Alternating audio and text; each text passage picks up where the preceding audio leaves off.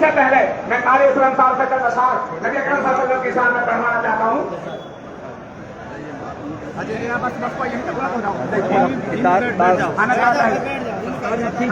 سب سے پہلے میری آپ سے گزارش ہے آپ بالکل خاموش ہو جائیں, بالکل خاموش ہو جائیں. اللہ کے نبی محمد صلی اللہ علیہ وسلم کی جب آپ تعریف سنیں اس وقت میں آپ بالکل خاموش ہو جائیں.